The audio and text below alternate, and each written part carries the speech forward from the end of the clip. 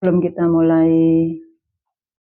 belajar, mari kita mengheningkan kita dulu, menundukkan muka seraya hadiah Fatihah kepada seluruh Nabi dan Rasul, wabil khusus kepada baginda Rasul Muhammad SAW, Nabi yang sangat kita cintai, pada keluarga, sahabat, serta seluruh pengikutnya, pada seluruh aulia illah, kepada seluruh guru-guru kita, semua guru-guru kita, pada kedua orang tua kita yang dengan beliau kita hadir di muka bumi ini,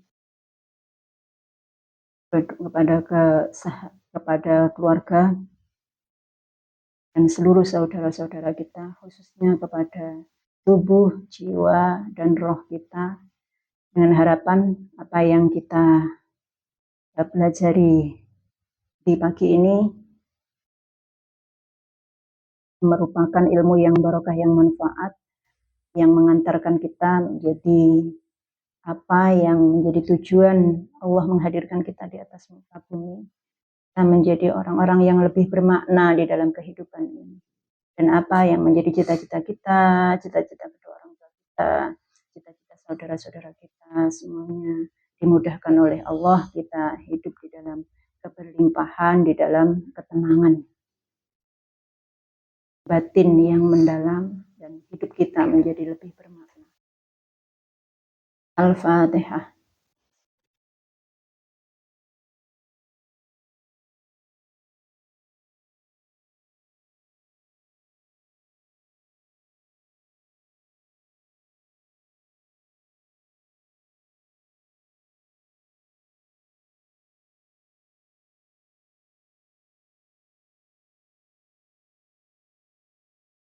Allahumma ilahi anta maksudi wa ridhoka matlubi.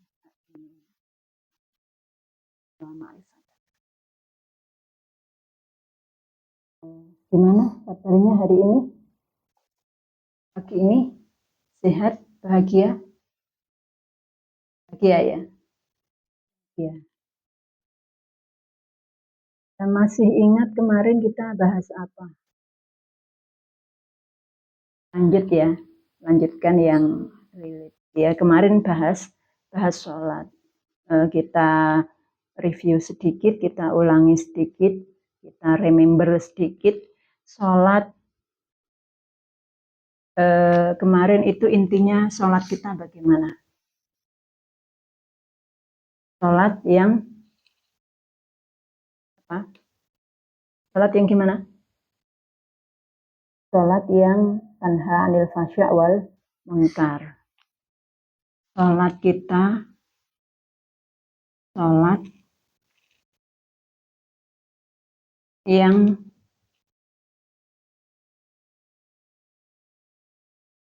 tanha anil fasya' wal munkar.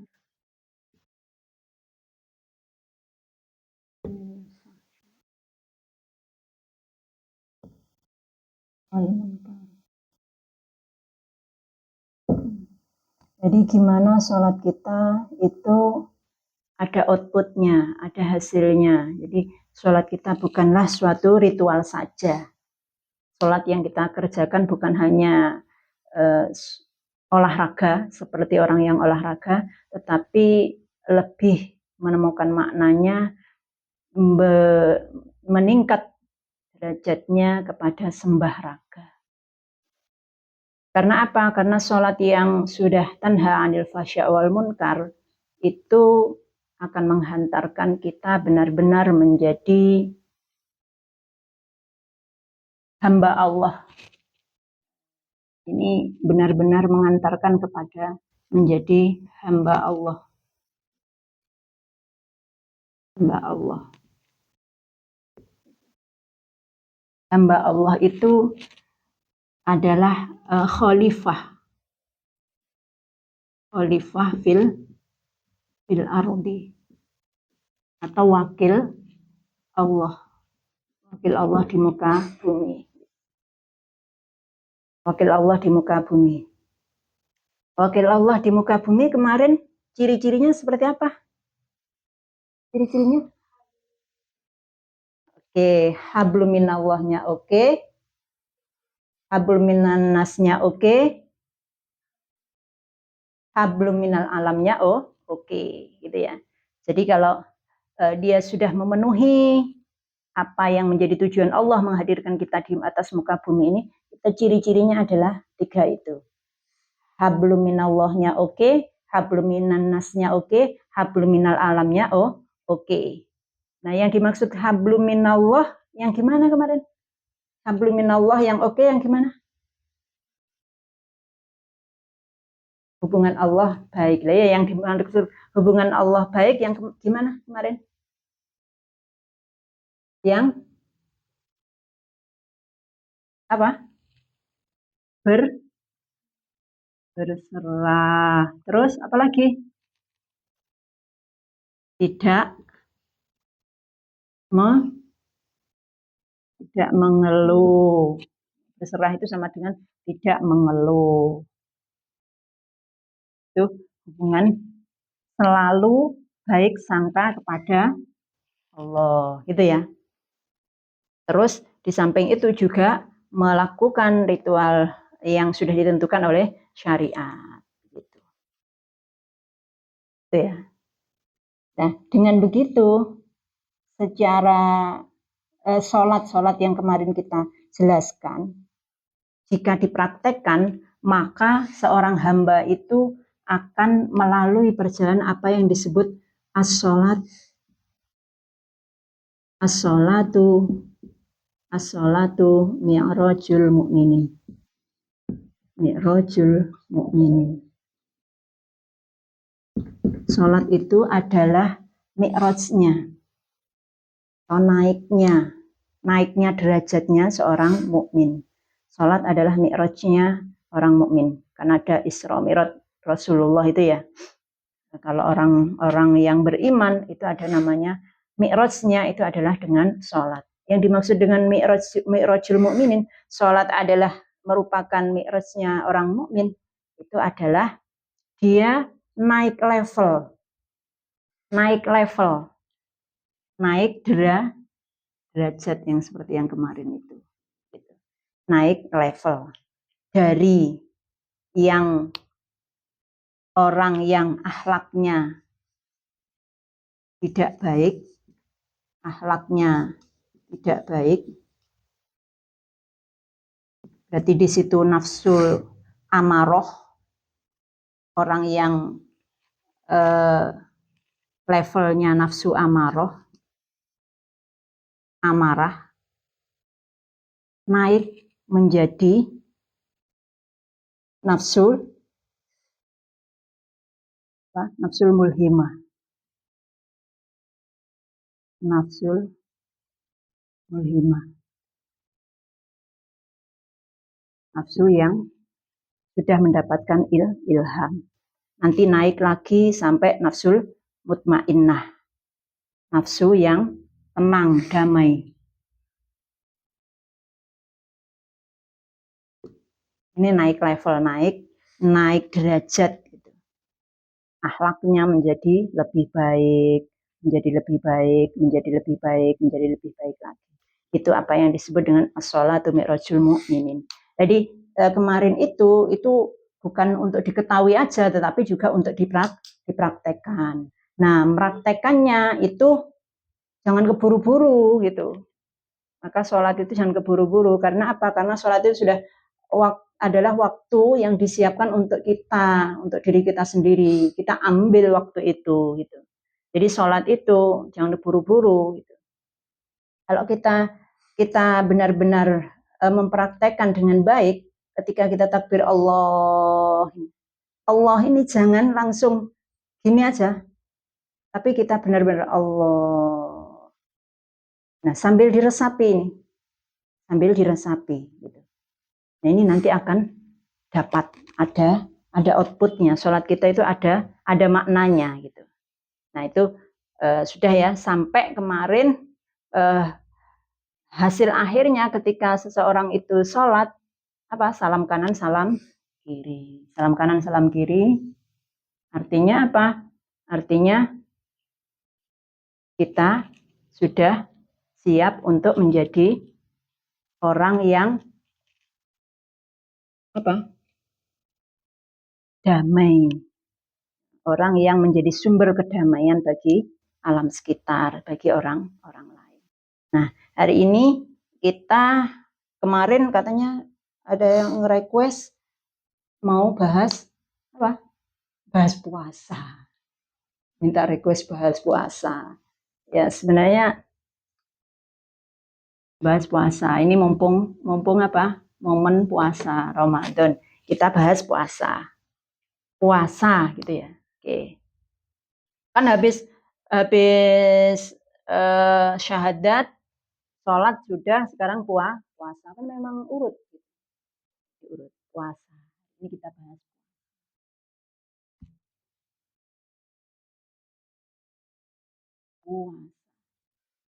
Puasa itu dalam Al-Quran disebutkan kutiba ali ya ayyuhalladzina amanu.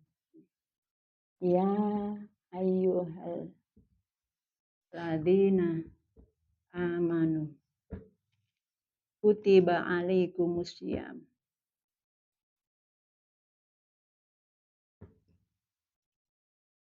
Alaikumusiyam. Ini. Artinya apa? Wahai orang-orang yang beriman, diwajibkan atas kamu, ditetapkan atas kamu, kamu semua berpuasa.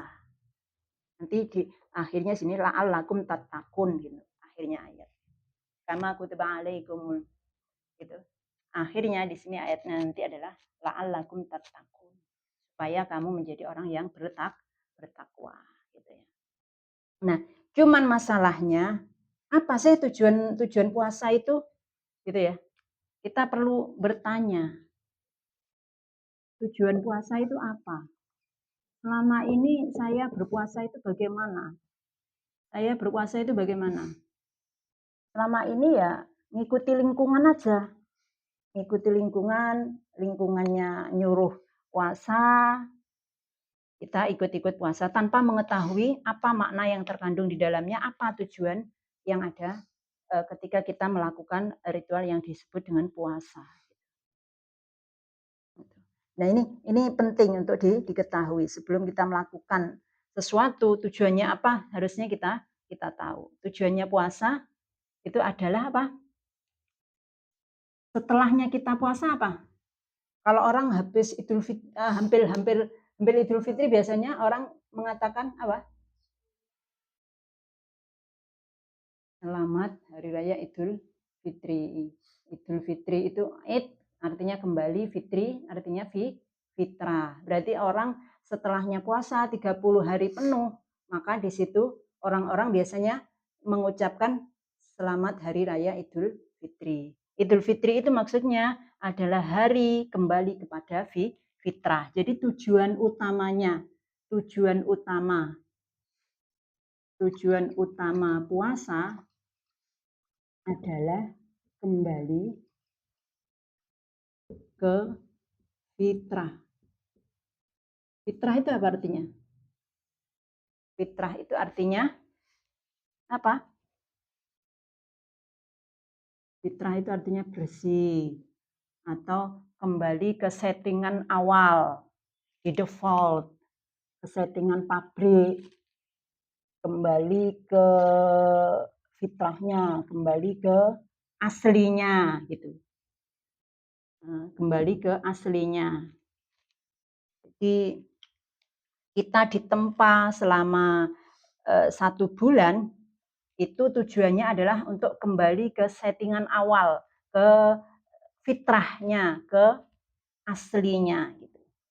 Nah, yang dimaksud aslinya ini yang gimana gitu? Apakah manusia ini ada palsunya? Kan gitu. Maka perlu diketahui apa itu yang disebut dengan fitrahnya atau apa yang disebut dengan aslinya. Kalau yang kemarin kita katakan yang asli yang apa kita itu? Diri kita yang asli adalah roh. Gitu ya. Gini. Jadi ini tubuh fisik,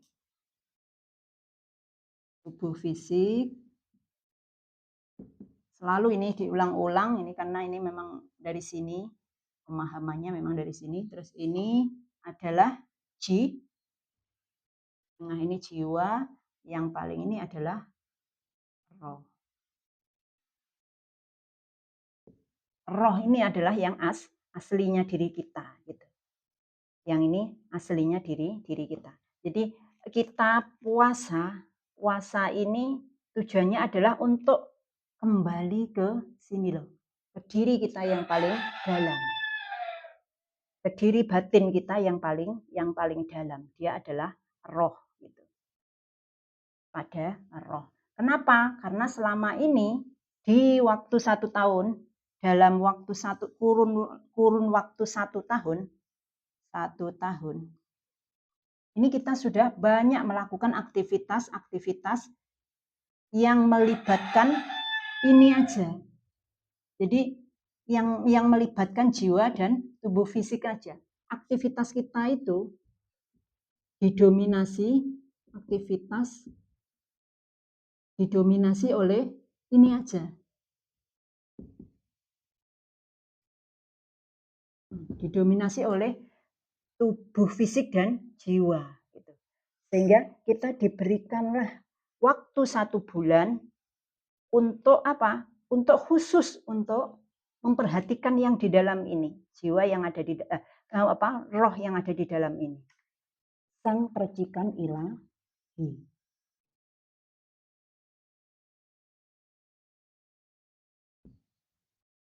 Percikan ilahi, gitu. Karena apa? Karena selama 1 tahun, aktivitas kita itu selalu aja menempel dengan identitas kemana-mana yang kita bawa itu adalah identitas. Tanpa kita memperhatikan, tanpa kita memiliki ruang tersendiri untuk waktu tersendiri untuk sang percikan ilahi. Sehingga sang percikan ilahi ini rindu untuk kita perhatikan, gitu. Jadi tujuannya itu. Kenapa kok bisa prosesnya harus dengan puasa, gitu? Kenapa harus dengan puasa? Emangnya puasa itu gimana? Jadi puasa ini untuk puasa yang bisa membawa kita kembali kepada fitrah atau kepada asli kita, itu ada 3 model puasa. Kosot ya, ada 3 model puasa.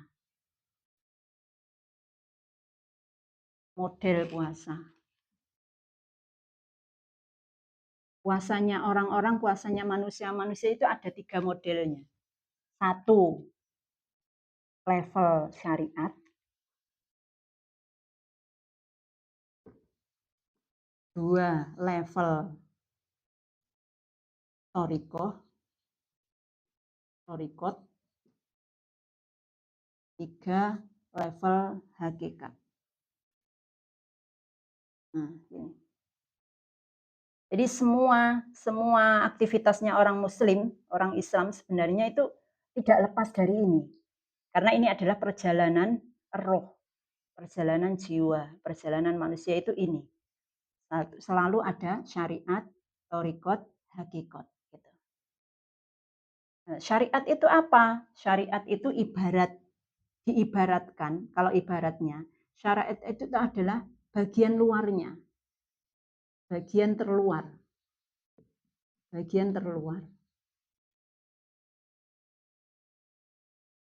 Thorikot itu cara untuk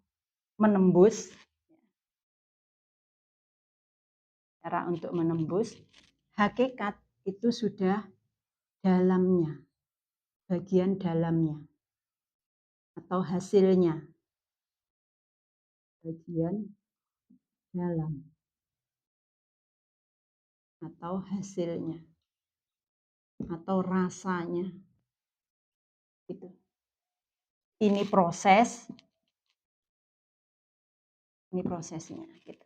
Ini jadi ini standarnya begini. Jadi misalkan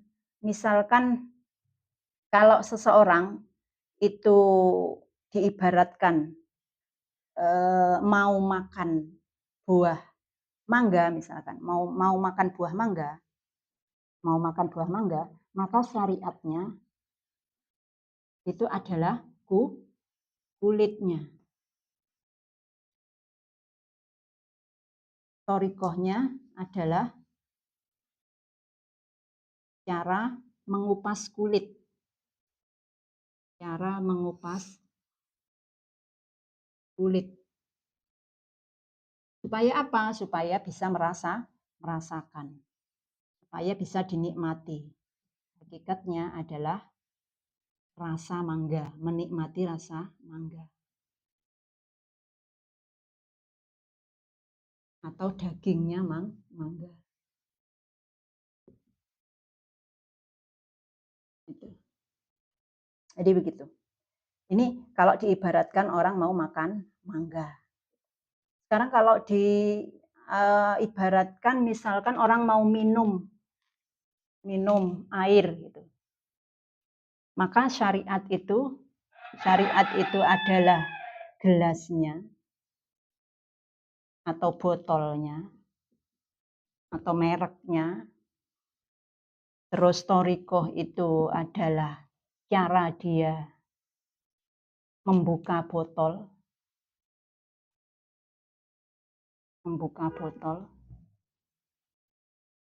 Hakikat itu adalah rasa airnya atau minum airnya. Minum air. Jadi dia sudah merasakan segarnya air. Nah, gitu. Paham sampai sini? Paham ya? Nah, jadi kalau puasa bagaimana? Kalau puasa berarti secara bos lagi. Jadi kalau puasa gimana? Kalau puasa berarti kalau secara syariat puasa itu menahan lapar atau tidak makan, tidak minum. Mulai dari berapa? Habis subuh sampai maghrib ya. Sampai maghrib. Thoriqoh gimana? Thoriqoh menahan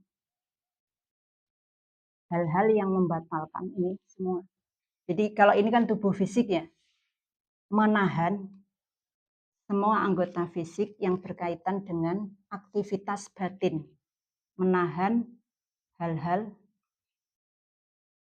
buruk dari aktivitas batin kita. Aktivitas batin kita.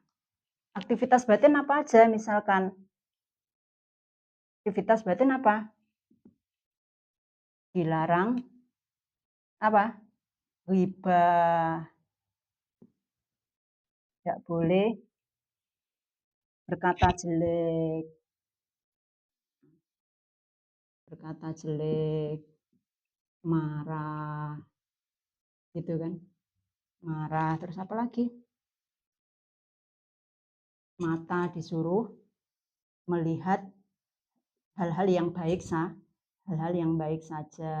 Telinga mendengarkan hal-hal yang baik saja. Hati beraktivitas terhadap hal-hal yang baik apa aja. Apa? Zikir, mengingat Allah. Gitu. Mengingat Allah. Nah, kalau sudah seperti itu, kita laksanakan dengan cara yang seperti ini, maka kita akan menemukan hakikatnya. Hakikatnya apa? Itu tadi. Kita akan mendapatkan apa yang disebut dengan fitrah. Fitrah, kita akan kembali ke settingan awal. Settingan awal itu sama dengan kemarin yang ditanyakan Mbak Dila itu. Fitrah itu ketika kita sudah diampuni oleh Allah. Jadi endingnya nanti kan ketika selesai puasa kita mendapatkan pengampunan Allah. Pengampunannya itu tadi, fitrah itu ketika ciri-cirinya orang sudah fitrah ketika dia sudah bisa menerima semua yang ada di sekitar kita dengan apa adanya, kita sudah kasih sayang. Jadi di sini Ar-Rahman Ar-Rahimnya Allah sudah melekat di dalam diri kita. Ar-Rahman Ar-Rahim, Ar-Rahim. Ar-Rahman Ar-Rahimnya Allah itu sudah melekat dalam diri kita.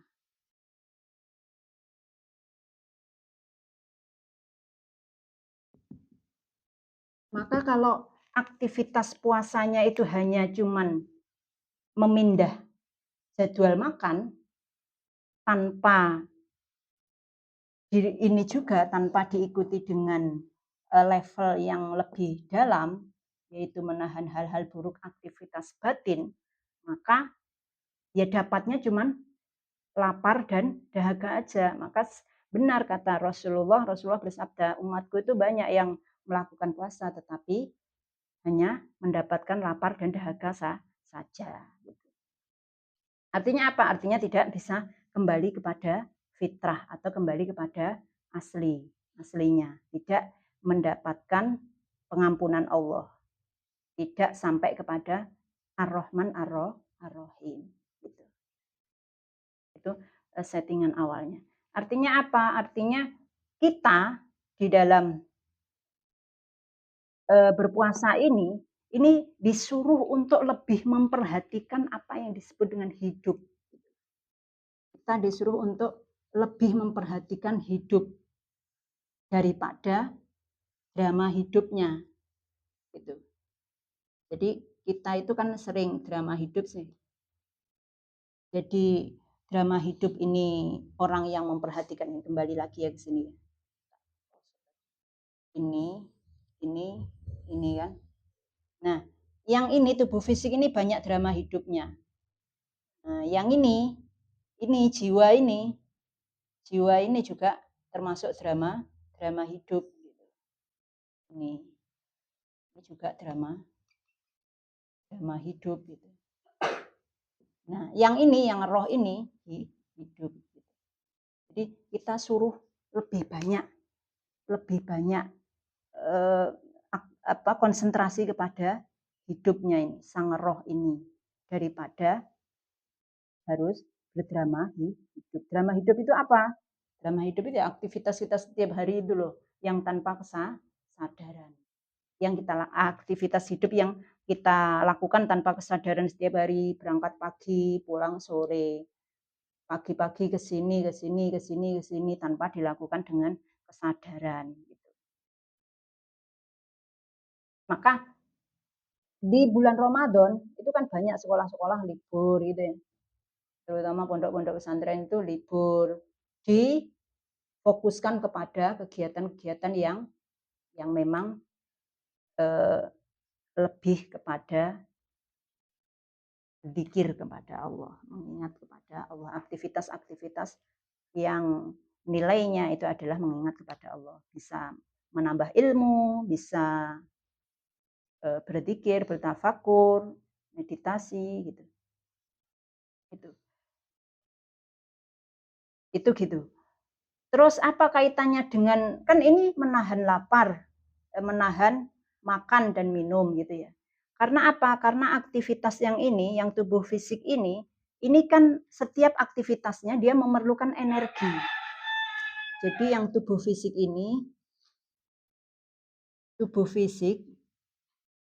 ini setiap aktivitasnya dia butuh energi. Energi didapat dari makanan. Energinya didapat dari dia ketika makan. Maka ketika dia tidak makan atau dikurangi makannya, maka otomatis energinya juga terkurangi. Ketika energi terkurangi, maka aktivitas jiwa juga akan menurun. Aktivitas jiwa ini juga akan menurun. Aktivitas jiwa menurun. Jadi yang tadinya pengennya bahas orang, pengennya marah-marah, karena energinya ndak ada, akhirnya lemes ndak jadi marah. Itu otomatis. Jadi kalau ketika kita ada di mode puasa, itu kan jarang mau marah itu ndak ada gitu, ndak ada minat untuk marah. Ini aktivitas jiwa ini menurun. Jadi aktivitas egonya menurun, mau tokaran sama temannya nggak jadi gitu. Karena apa? Oh, mendingan capek dah, nggak ada energinya gitu. Aktivitas jiwa ini menurun. Karena apa? Karena memang aktivitas jiwa ini lebih ditekan gitu loh. Aktivitas jiwa yang jelek-jelek itu ditekan gitu. Supaya apa? Supaya naik kepada aktivitas roh ini. Seperti yang kemarin saya jelaskan, bedanya jiwa sama roh gimana? Jiwa itu apa? Pikiran, perasaan, emosi. Kalau roh, diri sejati atau hidup gitu ya. Jadi kalau kita analogikan sebagai laptop gitu ya, roh itu ketika kita tombol power, terus di situ tampil layar. Dia ya hanya tampilan itu aja, tampilan layar aja gitu, tampilan layar aja. Nah, kalau kita sudah mau cari program, mau menuju ke program, apakah itu Chrome atau CapCut atau apa, diklik lagi, itu namanya jiwa gitu. Nah, itu namanya jiwa. Jadi kita settingan awal kita loh, settingan awal kita itu apa yang kita bawa ketika lahir itu loh, itu aja. Jadi yang kita bawa ketika lahir itu kan cuman ya diri asli kita itu. Yang selainnya itu bawaan atau asupan dari luar. Nama itu asupan dari luar, diberikan ketika kita sudah lahir gitu.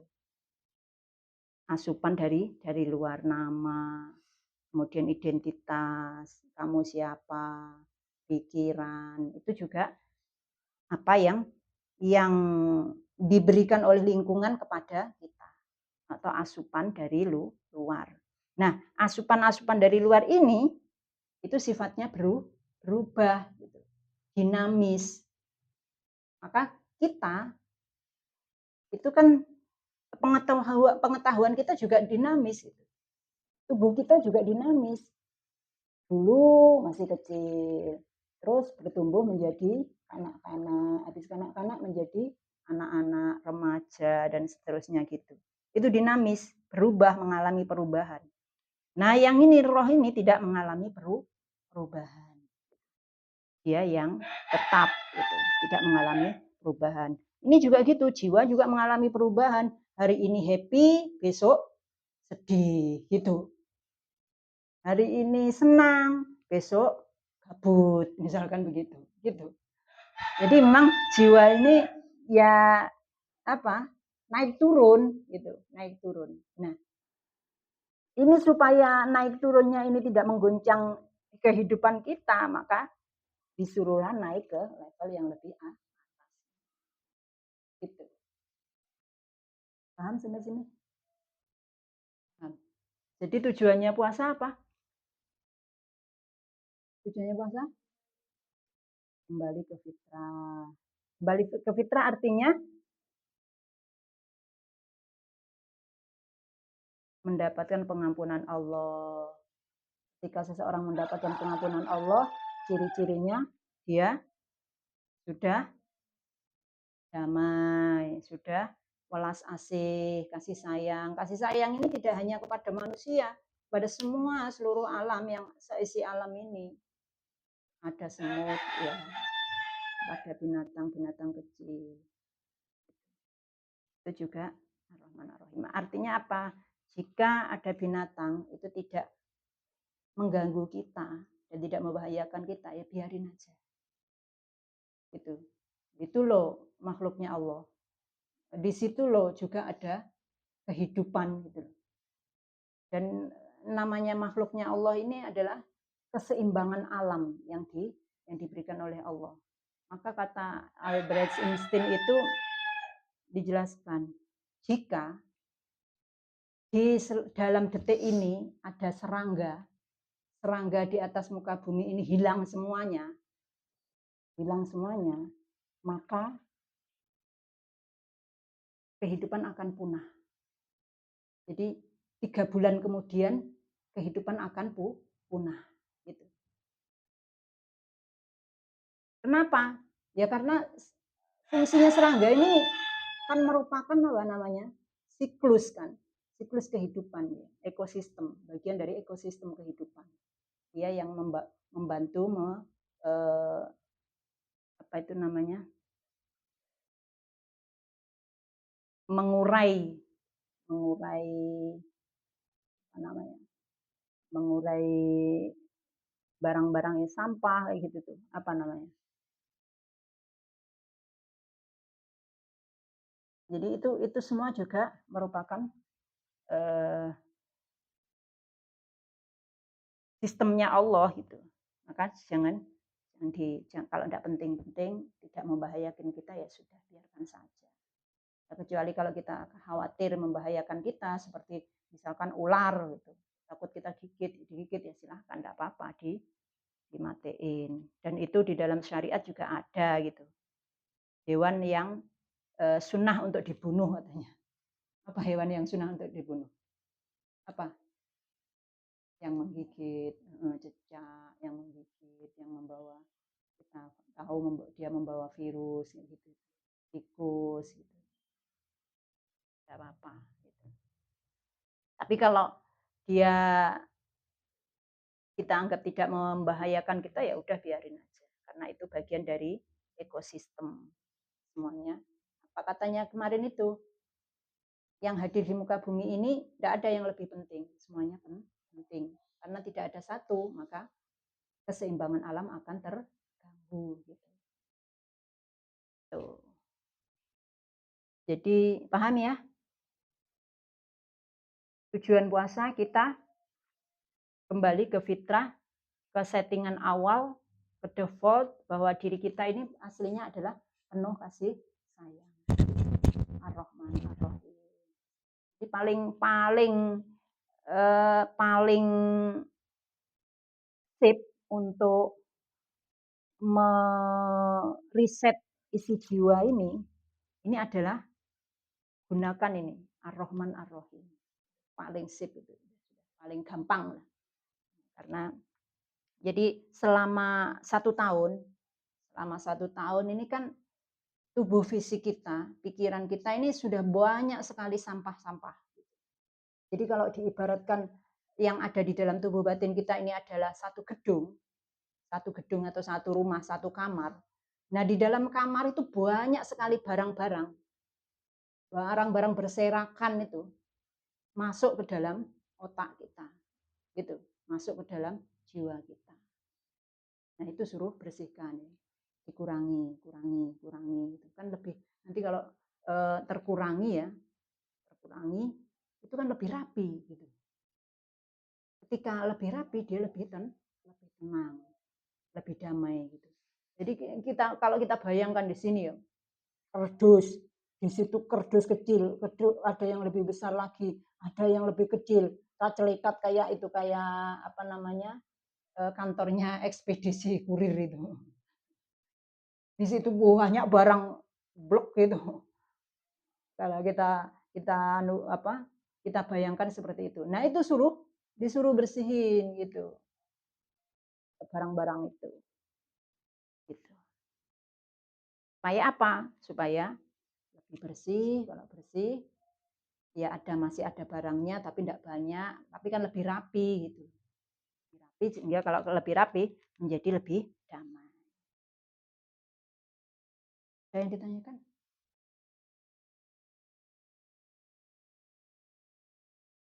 Kenapa cicak boleh dibunuh? Kenapa cicak boleh dibunuh? Itu ada anunya, itu ada ceritanya, katanya. Di cerita itu dulu ketika Nabi Ibrahim dibakar. Pernah dengar ceritanya Nabi Ibrahim dibakar? Belum? Mbak? Pernah. Jadi Nabi Ibrahim itu dulu itu ada pembantunya Raja Namrud, itu namanya Maisaroh. Nah, Maisaroh ini dia sudah beriman kepada Allah. Dia tukang nyisiri anaknya raja, tukang nyisiri dan dani anaknya raja. Nah, suatu ketika sisirnya itu jatuh. Nah, sisirnya jatuh, Siti Maisaroh itu bilang innalillahi wa inna ilaihi rajiun. Nah, anaknya raja ini denger gitu. Apa yang kamu sebut tadi? Bilang gitu. Terus dia bilang kalau aku punya Tuhan Allah. Akhirnya anaknya ini lapor ke bapaknya, ke rajanya itu. Dipanggillah Maisaroh ini. Gitu. Dipanggillah Maisaroh. Panggil Maisaroh. Akhirnya dia kemudian di apa namanya? Dihukum, direbus itu. Sing Nabi Ibrahim itu bukan itu ya, bukan itu deh, lupa. Sorry ya, sorry, bukan itu. Jadi Nabi Ibrahim itu dia kan apa namanya, melakukan perjalanan mencari Tuhan. Setelah dia mencari Tuhan, setelah dia menemukan Tuhan dan dia sudah tahu bahwa Tuhan itu Allah, mulai dia berdakwah gitu. Mulai dia berdakwah. Nah, ketika berdakwah di kaum sekitarnya itu, sedang menyembah berhala gitu loh. Menyembah berhala. Jadi lingkungannya itu dia menyembah berhala. Tapi Nabi Ibrahim mengajak untuk berhala itu tidak bisa memberikan manfaat kepada kamu. Dia loh tidak bisa bicara apa-apa. Gitu. Dia tidak bisa bicara apa-apa, itu berhala kan cuma batu. Nah, akhirnya raja itu di daerah itu kan ada rajanya. Rajanya itu marah gitu. Rajanya marah dengar ada pemuda namanya Ibrahim itu yang dia punya Tuhan lain gitu. Ada Tuhan lain. Akhirnya suatu malam di berhala-berhala itu ada berhala yang paling besar, dikasihlah apa itu pedang. Jadi berhala yang kecil-kecil itu dirusakin sama Nabi Ibrahim, ya. Berhala yang kecil-kecil di sekitarnya itu dirusakin. Nah, pedangnya itu, kampaknya itu ditaruh di tangannya berhala yang paling besar. Nah, paginya orang-orang di sekitar itu di kampung itu heboh rame. Duh, Pak Tuhan kita dirusak. Siapa ini yang rusak gitu. Akhirnya orang-orang itu curiga kepada pemuda namanya Ibrahim ini. Gitu. Akhirnya dipanggillah menghadap ke raja gitu. Setelah dipanggil menghadap ke raja, akhirnya kamu ya yang melakukan apa merusak berhala-berhala yang kecil itu. Kata Nabi Ibrahim apa? Kata Nabi Ibrahim, itu loh berhala yang paling besar yang rusakin gitu. Tapi berkata itu loh yang merusak berhala-berhala itu, tapi dia sambil menunjukkan tangannya ke dirinya gitu. Itu loh yang merusak berhala-berhala, itu berhala yang paling besar gitu. Marah sudah. Kamu ini mana bisa? Itu cuma batu, bisa merusak yang lainnya gitu akhirnya. Marah, dimarahin gitu. Nah itu kan katanya Nabi Ibrahim. Itu baru sadar gitu. Tapi yang namanya egonya lebih dominan, pokoknya lah sekarang tibi lah gitu. Akhirnya Nabi Ibrahim ditangkap gitu, dibakar gitu. Dibakar hidup-hidup. Nah, ketika dibakar hidup-hidup itu Allah mengutus malaikat untuk Allah mengutus pada api itu untuk dingin gitu ya, naru kuni bardan Wassalamun ala Ibrahim. Wahai api, dinginlah kamu dan selamatkanlah Ibrahim. Nah, pada saat itu saya namanya cecak, hewan-hewan itu apa? Meniup gitu. Meniup apinya supaya lebih besar gitu. Ceritanya begitu. Sehingga kenapa cecak itu kemudian disunahkan untuk dibunuh. Ceritanya begitu. Paham? Itu ya yang lain apa namanya? Maksudnya ya tidak relate dengan ini tapi tidak apa. Dan lagi yang ditanyain. Sudah cukup? Cukup ya. Jadi hari ini kita intinya apa? Tujuan puasa kembali ke fitrah, kembali ke diri asli kita, diri sejati kita. Jangan banyak-banyak di kulitnya, jangan banyak-banyak di urusan tubuhnya. Urusan tubuh ini ya secukupnya gitu aja. Jadi makannya bukannya ya secukupnya, jangan terlalu kekenyangan, nanti terus tarawehnya jadinya males gitu. Karena apa? Seperti yang dipesankan oleh Luqmanul Hakim itu berpesan, wahai anakku, janganlah kamu banyak-banyak makan, hindari kenyang, gitu. Karena kenyang itu mematikan kecerdasan, mematikan otak, gitu. Karena mematikan hati. Gitu. Jadi gimana? Jadi di dalam Islam itu makan itu tidak ada aturannya kok 3 kali sehari, bukan begitu aturannya. Tapi aturannya adalah makan ketika lapar, berhenti sebelum kenyang. Sebenarnya seperti itu.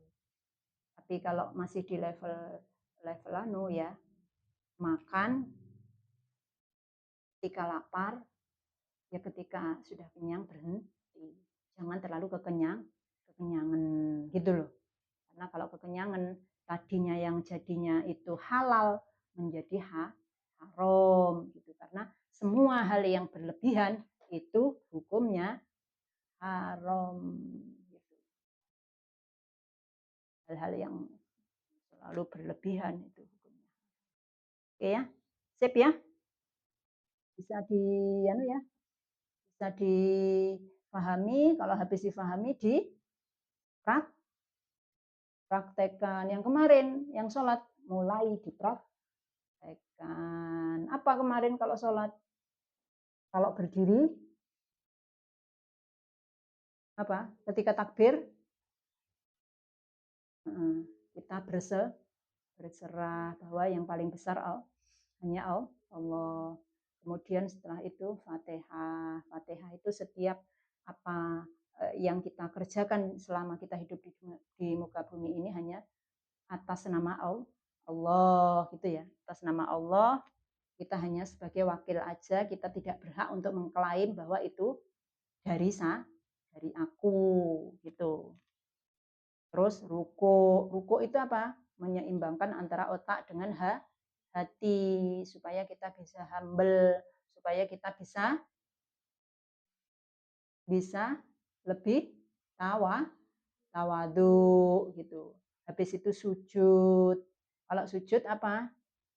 Kita meletakkan ego kita. Berarti kita sudah mengakui kalau kita ini ya sama dengan tanah itu, kita tidak ada gitu. Saya berserah sudah ya Allah, apa kata engkau ya Allah gitu.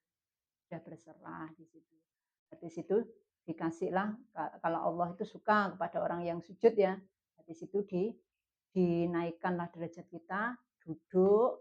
Di dalam duduk itu kita membaca Robbiufirli. Di situ kita masuk kepada makom ampunan. Kalau Allah kita meminta ampun, pasti Allah ngasih ampunan gitu.